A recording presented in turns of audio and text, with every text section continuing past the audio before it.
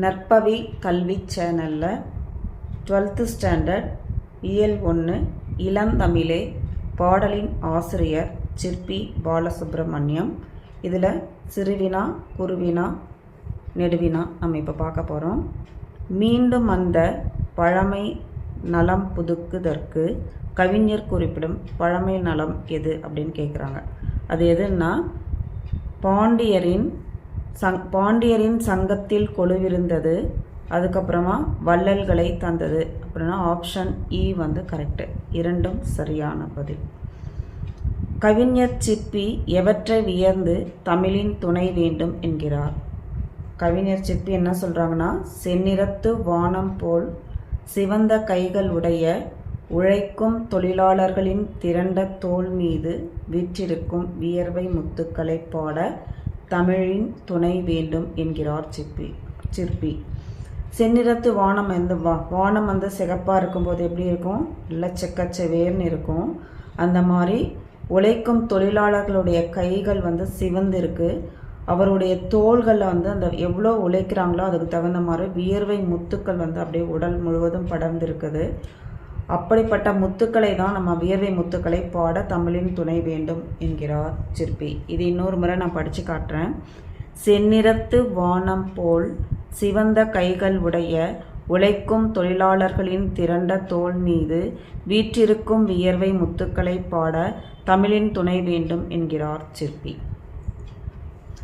இதில் சிறுவினாவும் பார்க்கலாம் நம்ம. செம்பருதி மலைமேட்டில் தலையை சாய்ப்பான் செந்நிறத்து பூக்காடாம் வானமெல்லாம் தொடர் வெளிப்படுத்தும் காட்சி நயத்தை விளக்குக. கதிரவன் தன் கதிர்களை சுருக்கிக் கொண்டு மேற்கு நோக்கி மறைவது இயற்கை. இயற்கை என்ன சொல்கிறா வர்றாங்க அப்படின்னா, கதிரவன் கிழக்கில் உதிர்த்து அப்படியே மெல்ல மெல்லமாக அதனுடைய கதிர்கள் எல்லாம் சுருங்கி மேற்கு நோக்கி அப்படியே மறைவது இயற்கையாக நடக்கக்கூடிய ஒரு நிகழ்வு. ஆனால் கவிஞர் செம்மை மிகு சூரியன் மாலையில் மலைமுகட்டில் தன் தலை சாய்க்கிறான் என்கிறார். அதனால அந்த சூரியன் என்ன செய்கிறார்? சிகப்பாக இருக்குமா, அது மாலையில் என்ன செய்யுது? அந்த மலைமுகட்டில் போயிட்டு தன்னுடைய தலையை சாய்க்குது அப்படின்னு சொல்கிறாங்க. கதிரவனின் கதிரொளிப்பட்டு வானமெனும் காடெல்லாம் பூக்காடாய் மாறின என்று சிற்பி நயம்பட விளக்குகிறார். கதிரவனோட அந்த கதிரொலினா அந்த ரேஸ்லாம் பட்டு அந்த ஒளி அலைகள்லாம் பட்டு வானமெனும் காடெல்லாம் அந்த பூக்காடாக மாறிடுச்சு அப்படின்னு சிற்பி நயம்பட சொன்னதை நயம்பட நமக்கு இங்கே விளக்கி சொல்லியிருக்காங்க. கதிரவன் தன் கதிர்களை சுருக்கி கொண்டு மேற்கு நோக்கி மறைவது இயற்கை. ஆனால் கவிஞர் செம்மை மிகு சூரியன் மாலையில் மலைமுகட்டில் தன் தலை சாய்க்கிறான் என்கிறார். கதிரவனின் கதிரொளிப்பட்டு வானமெனும் காடெல்லாம் பூக்காடாய் மாறின என்று சிற்பி நயம்பட விளக்குகிறார். பின்வரும் இரு பாக்களின் கருத்துக்களில் உள்ள வேற்றுமையை எடுத்து காட்டுக அப்படின்னு கேட்டிருக்காங்க. பழையன கழிதலும் புதியன புகுதலும் வலுவல கால வகையினானே அப்படின்னு நன்னூல் என்ன சொல்லியிருக்காங்க? பழையவற்றை ஒதுக்கி புதியவற்றை புகுத்த வேண்டும்னா உள்ள சேர்க்கணும் அப்படின்னு சொல்கிறாங்க. தேவையற்ற சொல் பொருள் வழக்கம் எல்லாம் கால மாறுதலுக்கு ஏற்ப புதிய சொல் பொருள் வழக்கம் தேவை. இப்போ காலத்துக்கு தகுந்த மாதிரி நம்ம சொல் பொருள் வழக்கம் எல்லா கால மாறுதலுக்கு ஏற்ப நம்ம புதிய சொல் பொருள் வழக்கம் இதெல்லாம் மாற்றிக்கொள்ளணும் அப்படின்னு சொல்கிறாங்க. மீண்டும் அந்த பழமை நலம் புகுத்தற்கு மெய்சிலிர்க்க தமிழ் குயிலே கூவி வாவா அப்படின்னு சிற்பி பாலசுப்ரமணியம் சொல்லியிருக்காங்க. என்ன சொல்லியிருக்காங்கன்னா, பழமை செயல்பாடுகளுக்கு புதிய வடிவம் கொடுக்க வேண்டும். பழைய செயல்களுக்கு என்ன செய்யணும்? புதுமையான ஒரு வடிவத்தை தரணும். தமிழ் தாயின் பழமை மிகு செயல்பாடுகளுக்கு புதிய வடிவம் கொடுத்து தமிழ் குயிலே மெயில் சிலிர்க்குமாறு பாடவா அப்படின்னு சொல்கிறாங்க. இதை இன்னொரு வாட்டி படிக்கலாம். பழையவற்றை ஒதுக்கி புதியவற்றை புகுத்த வேண்டும். தேவையற்ற சொல் பொருள் வழக்கம் எல்லாம் கால மாறுதலுக்கு ஏற்ப புதிய சொல் பொருள் வழக்கம் தேவை. இதில் நன்னூலில் எப்படி சொல்லியிருக்காங்க?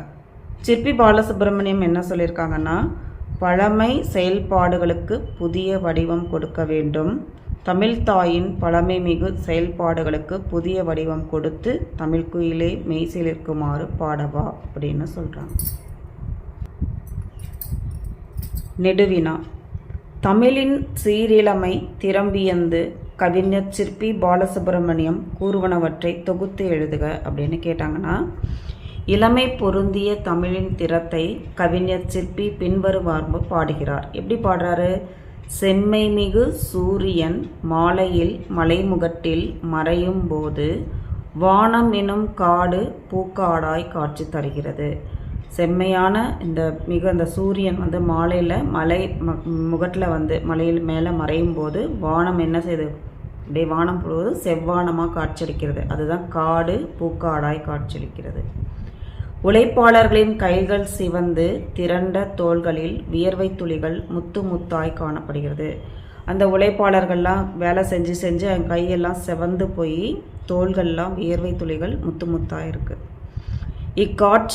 காட்சியெல்லாம் நான் வியந்து பாட அன்னை தமிழே உன் துணை வேண்டும். இப்படிப்பட்ட காட்சியெல்லாம் நம்ம வியந்து பாடணும்னா அன்னை தமிழோட துணை நமக்கு வேண்டும். பெருகி வரும் கவிதைகளுக்கு உணவாக இருக்கும் தமிழே. கவிதைகள்லாம் பெறுகிறதுக்கு உணவாக இருக்கிறது எது? தமிழே. தமிழே, நீ பாண்டியனின் தமிழ் சங்கத்தில் தவழ்ந்திருப்பாய். அதனால் நீ பாண்டியனோட தமிழ் சங்கத்தில் தவழ்ந்திருக்கிறாய். பாரி முதலான வள்ளல்கள் எழுவரை இம்மண்ணுக்கு தந்தாய். நமக்கு பாரியிலிருந்து வள்ளல்கள் வரைக்கும் 7 பேரை இந்த மண்ணுக்கு தந்தது யாருன்னா இந்த தமிழன்னை. உன் பழமையான நலன்கள் எல்லாம் புதுப்பித்து தமிழ்க்குயிலே நீ மெய்சிலிர்க்க பாடிவா. அதை இந்த பழமையான நலன்களை எல்லாம் புதுசாக ஆக்கி மெய் சிலிர்க்க மாதிரி தமிழ்க்குயிலை நீ பாடிட்டு வா அப்படின்னு சொல்கிறாங்க. கூண்டினை உடைத்தெறிந்து வெளிவரும் சிங்கம் போல் வா. சிங்கம் கூண்டிலேருந்து வெளியில் வரும் இல்லையா, அந்த மாதிரி நீ உடைச்செறிஞ்சு வெளியில் வாங்கன்னு சொல்கிறாங்க. குளிர் பொதிகையில் தோன்றிய தென் தமிழே சீறி வா என்று சிற்பி தமிழின் சீரிழமையை திறம்பியந்து பாடுகிறார். அந்த குளிர் பொருந்திய அந்த தென் தமிழை நீ சீறி பாய்ந்து வா அப்படின்னு சொல்லிட்டு சிற்பி என்ன செய்கிறாங்க? தமிழின் சீரிழமையை திறம்பியந்து பாடுகிறார்.